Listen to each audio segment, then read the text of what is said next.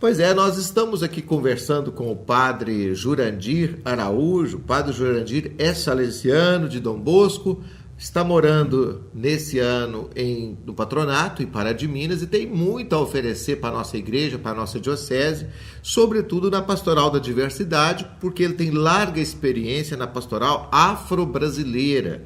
Já morou na África 10 anos, já trabalhou na CNBB com esse assunto quase 18 anos, em torno de 18 anos.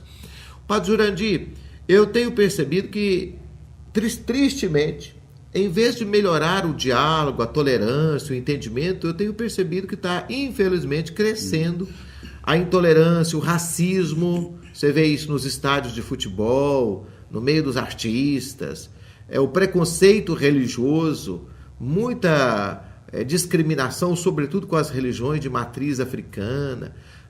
De onde está vindo tudo isso? Como é que o senhor percebe isso? Que análise o senhor pode fazer disso?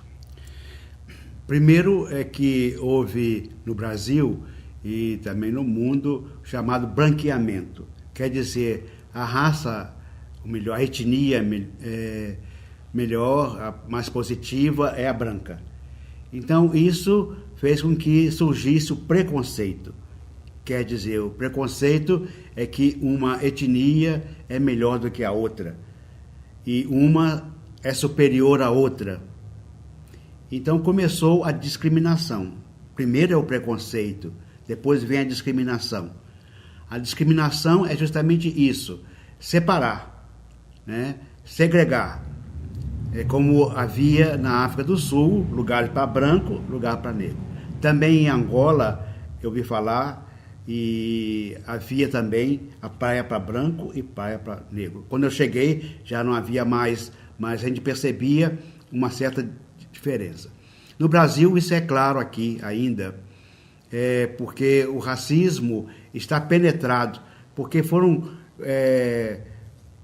500 anos que esse branqueamento penetrou, e isso está presente em todos os lugares, na sociedade, em qualquer organização e nas igrejas. Por exemplo, quando alguém procura um emprego, diz assim, pessoa de boa aparência.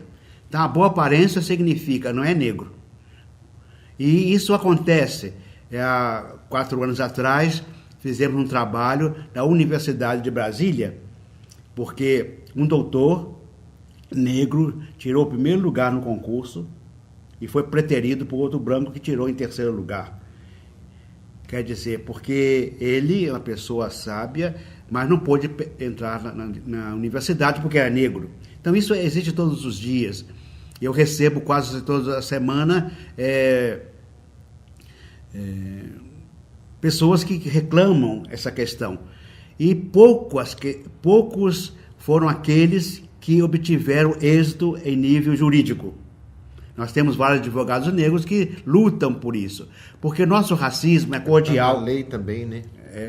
É cordial, porque eu tenho um amigo negro, a minha empregada é negra, mas eu gosto dela. Gosta enquanto é empregada, né? E eu senti isso em Belo Horizonte, vários anos que eu morei lá. O ônibus sai da porta da minha casa e eu era a pessoa que sentava. O último lugar a ser ocupado é ao meu lado. Porque as pessoas têm preconceito. O negro é de fato alguém que rouba e que mata. A polícia, quando vai abordar 4 pessoas, tem um negro, é o negro que é o culpado, é ele que é preso. Então isso existe na nossa cabeça. Porque, inclusive, o dicionário do Aurélio diz negro, sujo, fedorento. Quer dizer, essa segregação já acontece em nós. E nós fizemos, aliás, foi feita a lei 10.639 de 2003, que até hoje as escolas não começaram a praticar. Temos algumas escolas, sobretudo escolas estaduais ou municipais, mais do que as escolas católicas. Quer dizer, essa lei é para ajudar a que as pessoas tenham a cultura africana e a cultura afro-brasileira. É bom lembrar que isso está em vigor, isso não caiu, não. Não. Mas poucas escolas colocam isso em prática, ou diluem esse conteúdo em outras formas de atividade, de tal maneira que não dão nada, né? E a lei diz que é obrigação. Então, por exemplo, se aqui não tem nas escolas, não sei, mas para dizer um exemplo, não tendo na escola, nós temos a obrigação de ir à Secretaria Municipal de Educação e exigir da secretária que isso acontece. O governo fez um projeto enviando livros, vídeos para todas as escolas do Brasil. O que fazem? Escondem, não passa isso para os jovens, para não dar maior consciência, porque acham que isso é um racismo ao inverso. Não é racismo ao inverso, pelo contrário, é da consciência da pessoa, da diversidade. E que, de fato, o povo afro-brasileiro é um povo que tem culturas e que tem, de fato, a sua dignidade, como qualquer outra pessoa. E o Brasil tem uma dívida social com esses negros. Não é? Pois daí a importância de garantir um direito de entrada na universidade, sim. Não é? Lembro que nós fizemos com os grupos da pastoral, que também tem grupo de leigos, de religiosos e de padres e bispos, chamado IMA, Instituto Mariama. Nós fizemos um trabalho sobre dívida social. E nosso título é: o Brasil deve R$1 milhão, naquela época era cruzeiro, R$1 milhão de cruzeiro para os negros. Quer dizer, cada negro tem direito hoje de ressarcir tudo que houve na escravidão, 400 anos de escravidão no país, que o maior pecado que nós temos no país foi a escravidão. Maior pecado. Então, isso tem a consequência. Essa consequência é justamente essa dívida, até mesmo financeira, com relação aos negros. Porque justamente o pior dia para o povo negro no Brasil foi 14 de maio. Porque ficaram todos na rua, sem documento, sem moradia, expostos aí. Por isso que foram todos para os morros, né? E por isso também os negros, normalmente mais engajados e conscientes, não gostam muito de celebrar essa data, e sim 20 de novembro, que é o dia de Zumbi dos Palmares, líder da resistência, né? E a consequência disso também, em nível de trabalho, a gente pode perceber que nas grandes organizações governamentais ou não, da sociedade, a presença do negro é pouca. Eu me lembro no Rio, um grande amigo que eu tive, foi o único juiz negro que havia, magistrado negro que havia no Rio. Único. Agora já tem mais um outro. Mas ele era o único durante vários anos. Então, é difícil chegar, né? Como também as novelas estão apresentando hoje essa questão. E a questão da cota. Por exemplo, no trabalho é obrigado a ter 20% de negros em qualquer situação, em qualquer trabalho. E isso não é muito fácil ainda haver. Já está melhorando. Então, veja, todas as conquistas de leis que nós temos em favor do povo negro são conquistadas. Nada foi de mão beijada, nem do governo e nem de qualquer sociedade, qualquer ação da sociedade. Nós, de fato, conquistamos. E há uma conquista que é a luta. E essa luta tem que continuar. Só quando, de fato, terminar o racismo, aí a gente para. Quando também todos os negros tiverem opção de entrar numa escola, numa faculdade, então a gente para com a cota. Ok. O padre Jurandir, uma última pergunta, curiosidade. O senhor morou em Angola há tantos anos. Naquela época, qual é a imagem lá que se tinha do nosso Brasil? Eu vivi na época do comunismo. Então, só dar um exemplo, a televisão havia só de 3 horas da tarde até 8 da noite. Era o horário da TV. Horário da TV. E aí o que passava? Passava os filmes do Brasil. Então, aquela novela do Senhor de Malta, que fazia assim. Roque Santeiro. Roque Santeiro. Passou lá.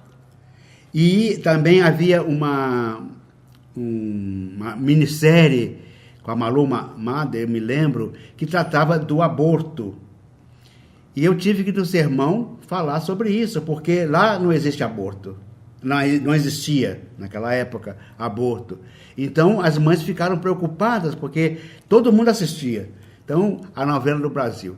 E, inclusive, lá em Luanda, na capital, tem um grande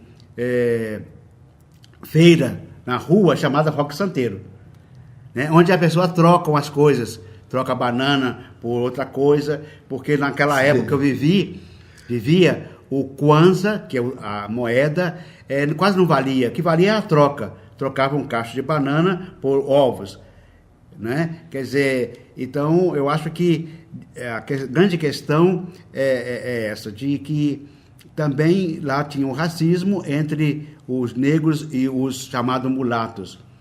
E é bom que a gente perceba que não tem várias etnias.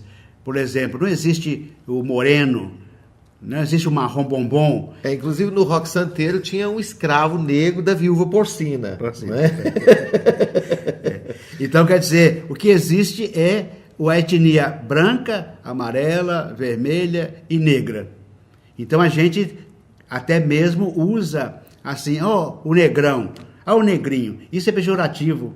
Isso significa que a gente ainda não compreendeu que é de fato uma etnia. Tem que chamar de negro, porque na história do nosso país, até 60, chamar o outro de preto não era pejorativo. De 60 para cá começou a chamar de negro, não é? De negro. E hoje se chama mais afro-brasileiro. Quer dizer, nós não somos africanos, mas temos